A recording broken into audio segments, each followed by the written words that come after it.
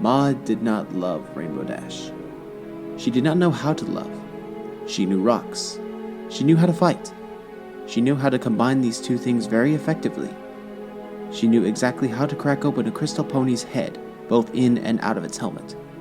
She knew the precise angle to punch her way through solid granite. She knew how to look at any one of her sisters and communicate what she wanted them to do without words.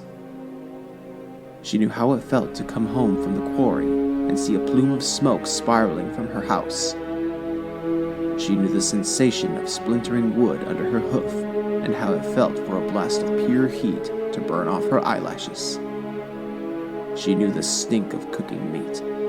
She knew the green gleam of eyelets amid yellow flames and the hot press of spearhead against her flank. She knew vengeance. Oh, how she knew vengeance. She knew how to carve a perfect fifth headstone while Pinkie swept away the punched-out rubble of the previous four. She knew how to maintain perfect stillness as Marble bandaged her seared forehooves and moistened the burns with her tears. She knew how to endure Limestone's yelling and Pinkie's dead-end stare. She knew how to stare into an oncoming sunset without crying. She knew what it was to be the big sister, mother, father, protector, confidant, everything now. She knew how to bid goodbye over and over and over, even when ponies were long past hearing her. She did not know how to talk to other ponies in a way that made sense to them. She knew that was Pinkie's job. She knew how to quell Limestone with a look. She knew exactly how much pressure to let seep into a hug when she saw Marble across the medical tents. She knew how to look at a dead and dying pony in hastily constructed cots and harden her heart to their suffering to save herself from going mad. She did not know what to make of the aerial corps when she first enlisted. She did not know the joy of wings. She did not want to. She knew the ground. She knew the earth. She knew rocks. That was good enough for her.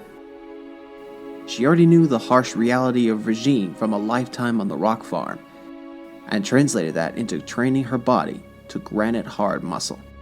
She knew battle, eventually. She knew war. She knew courage and fear, and what it was to combine the two. She knew how hard that could make a pony.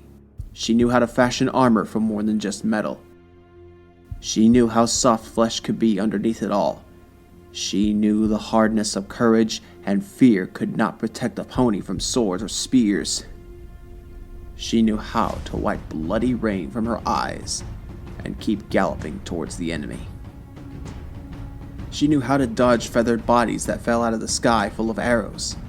She knew how to leap right over a stallion coughing out his own lungs. She knew how to vault over downed and rolling mares and duck when their heads followed a half-second later. She knew how to run and punch and kick. She knew how to go back to camp afterwards and count all her sisters without one flicker to show she had been worried. She did not know how to scream a battle cry. She did not understand when she found a rainbow-maned Pegasus giving a lesson to the corps. She did not see the point. She knew actions meant more than words. She did not comprehend the expressions on a younger Pegasus's face when the rainbow-maned one yelled at them and they yelled back, louder and louder, until the whole camp rang with their cries. She did not understand how they could smile when they were done, like they had achieved anything at all. Tomorrow, let those stinking crystal ponies hear that, and they'll run crying for their mothers.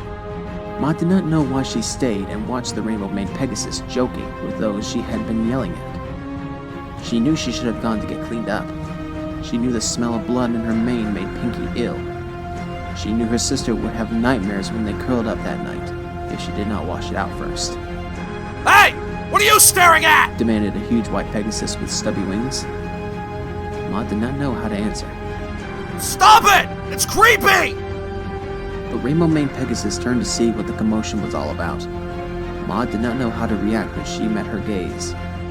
The Pegasus's eyes reminded her of an amethyst she had dug up as a child when she and Limestone uncovered a seam of gems, and then fell into a sinkhole. Grandpa and Father only just managed to get them out, each clutching gems bigger than their own heads. Can I help you with something? The rainbow-maned mare tossed her head back, as if presenting her chin for Maud to punch. Maud knew she had got up and walked away, but did not know why she wished she hadn't. Maud knew Pinkie's special smell. She knew the warmth of her sisters as they tangled up together under the blankets in their tent. She knew the comfort of familiarity. She knew how to sleep when they were nearby. Maybe not sleep without nightmares, but the deep and dreamless kind that is almost as good. Maud, what's wrong? Marble asked softly, long after midnight rolled clouds in front of the moon. Maud did not answer. She had almost forgotten how. Why won't you talk to us, Maudie? She knew she made her sisters cry. She did not know how to make it stop.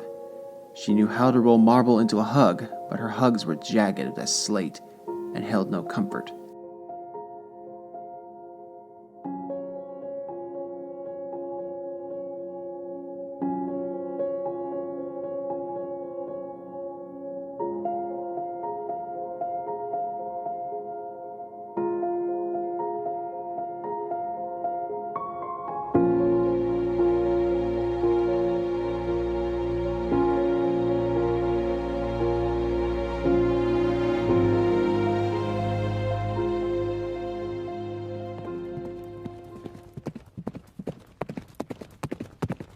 Maud knew she should jump over the rainbow-made Pegasus when she fell out of the sky at her the next day. She knew she should carry on galloping towards the enemy. She knew it. She did not know why she turned back and carried the injured pony off the battlefield instead. She did not know why she thundered right into the camp, not stopping at her commanding officer's yell, nor even when she galloped through the middle of a training routine. She knew she was making a scene, and knew rearing would make the scene bigger, bring more ponies, and spread word faster. What in the world happened to her? She's still alive? Is she even alive? Quick, call the medic! She even so. Some pony, get a medic over here! Oh Got my a pony gosh. down. We need some medics down here now. She's over here, quickly! She did not know why she waited outside the operating tent. She did not know why the agonized cries from within kept her rooted to the spot. She did not know why the silence, broken only by shuddering sobs, made her stomach clench. She did not know why she was still clutching the mangled remains of the Pegasus's severed wing in her mouth, or why the doctor's solemn headshake did not make her release it. She did not know why she asked the unicorn's scribes for parchment. She did not know why she spent long evenings scribbling, rubbing out designs, and then scribbling some more. She did not know why she wrote letters to far distant relatives, or why the condolences and their responses bounced off her like pebbles off an immovable boulder. Maud, come to bed. It's late. She did not know why she ignored Pinkie's request. She did not know why she went to the forge. She did not know why she had Limestone plead with her superior, the head weaponsmith. She knew her sister was confused. She knew her own blank expression did not help the situation. She knew that when she picked up the tools and went to work, using lessons her father taught her years ago when they mined ore, that she was the subject of much speculation. She did not care. She knew her body was battle-strong. She knew it wasn't the kind of strength this work required. She knew she had to keep hydrated. She knew she was probably overdoing it.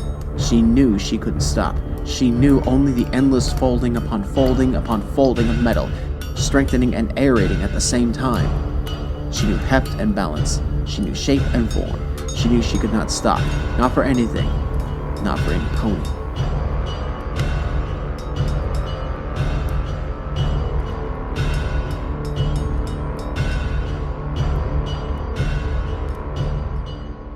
She knew when it was complete that she did not want to go to the convalescence section of the camp. She did not want to complete her wild-headed plan.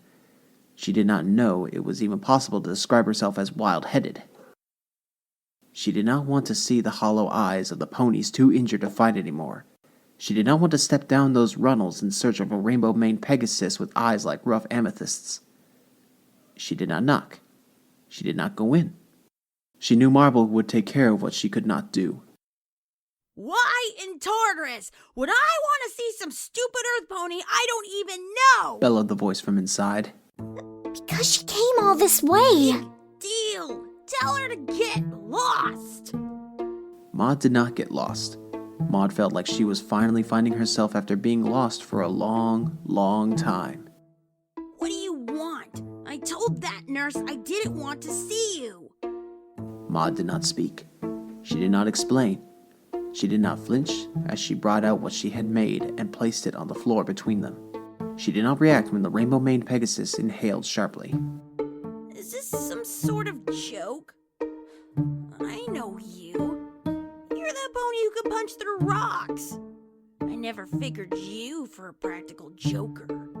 The rainbow-maned Pegasus spat the words like they were hot coals. Maud did not shake her head. She did not leave.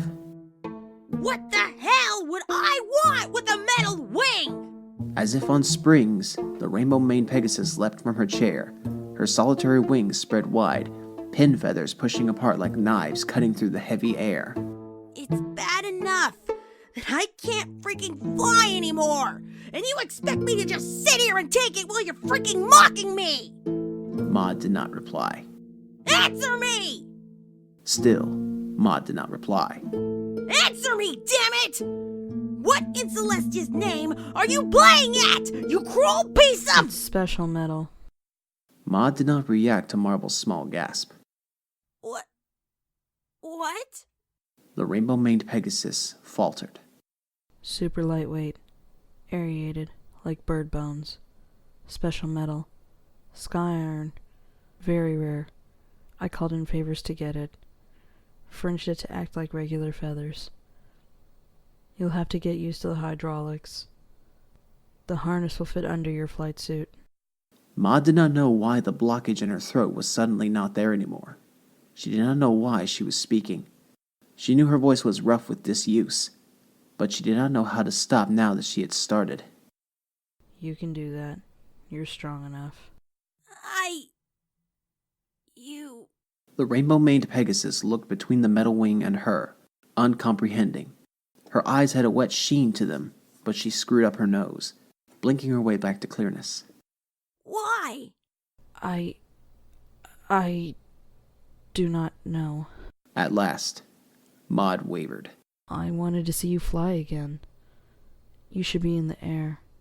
You're not meant to be on the ground like me. The rainbow-maned Pegasus stared at her. I don't even know your name. Maud Pie. I'm Rainbow Dash. She advanced on the wing like it might bite her. You're sure this will work? Reasonably. You will need to train with it first. It's a prototype. One of a kind. I'll need to work the bugs out as you find them. Rainbow Dash picked up the wing and held it. No, cradled it. She cradled it like she had never been able to cradle the ruined one Maud had buried out behind the training ground. Thank you. You have no freaking idea what this means. She brushed savagely at her eyes. No freaking idea. No, she did not. You're welcome. Maud did not look over her shoulder as she turned to go. Hey, wait! She did not acknowledge the sudden thrill in her belly. Yes? Never mind. I don't know. Thank you, again. Thank you so much. Maud, I guess you're my freaking hero or something corny like that. Maud did not let Marble follow her. She did not stop running until she reached her own tent. She did not stop breathing like her heart would burst until Pinkie came to find her, having heard about her madcap rush through the camp. Maudie? Maud knew Pinkie's hugs were special. She did not know how they were special, just that they were. In another world, perhaps one of Pinkie's hugs would have been enough to heal her heart a long time ago. Or maybe the pressure of Pinkie's forelegs would have just shattered it in her chest like shale, shredding up her lungs so she stopped breathing, and all her messy emotions went away where she didn't have to think about them anymore. Pinkie. She whispered. Shh, shh. It's okay, Maudie. It's okay. Pinkie's voice was thick. It's okay to cry. What? I'm not... She did not realize until she touched her own cheeks. I don't know. Pinkie, I don't... Maud did not manage to say more than that before she could not say any more. Oh, Maudie.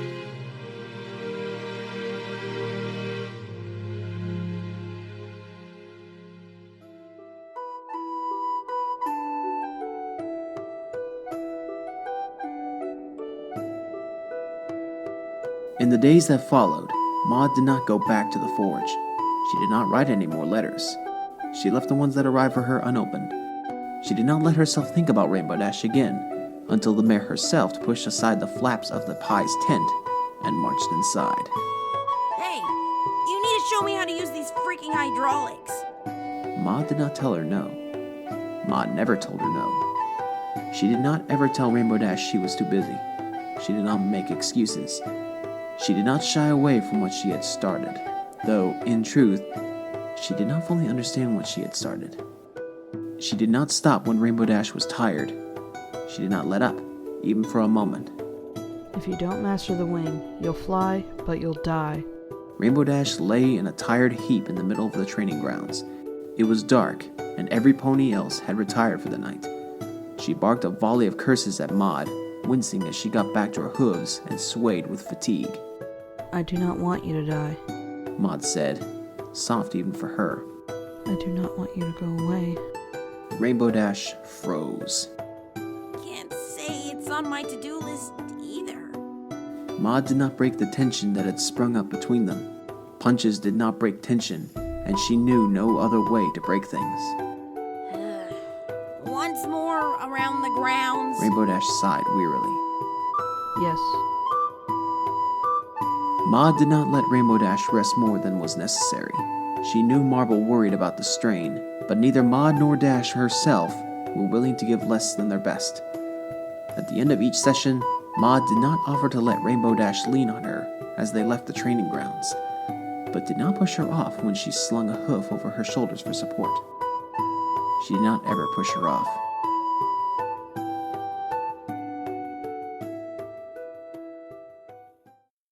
She did not stop putting on her armor on the morning of Celestia's army's next offensive. She did not need to look up to know who had entered the tent. I swear, if you come back dead, I'll freaking kill you. Rainbow Dash growled. Maud did not smile. Can't say it's on my to-do list. She did not stop Dash when Dash leaned in and kissed her. She did not know what it was to be kissed until then. She did not understand how to reciprocate. She did not know how to tamp down the melting iron sensation in her stomach. You call that a kiss? Rainbow Dash rolled her eyes. Freaking amateur. Maud did not want to stop kissing her that second time.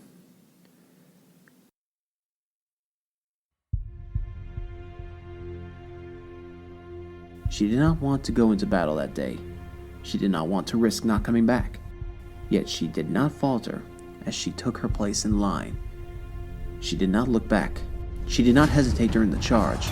She did not waver as she crushed Crystal Pony's skulls through their mangled helmets. She did not stop when she saw the Dark King himself on the battlefield. She did not veer aside. She did not lose sight of him as he raised a wall of pure crystal that separated his forces from Celestia's. She did not hesitate in trying to punch her way through his barrier.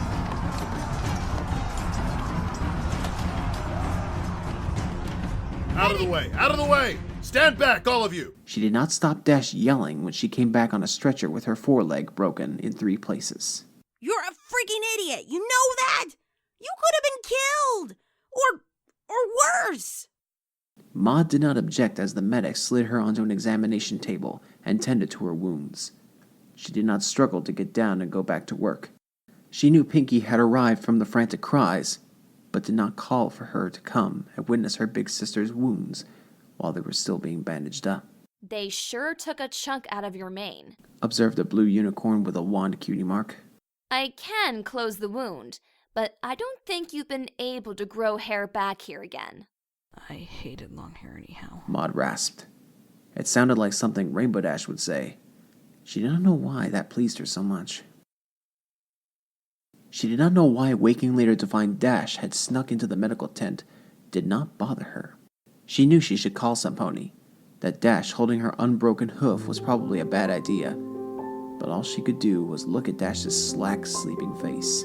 She did not know why the pain in her legs seemed to dull more than even the drugs could facilitate when she woke in the actual morning and saw her sisters and Dash all curled up together on a bench. Maudie, Pinkie raised her head, eyes round as pebbles. you're smiling. Freaking idiot. Dash murmured from somewhere beneath her. Frickin' family.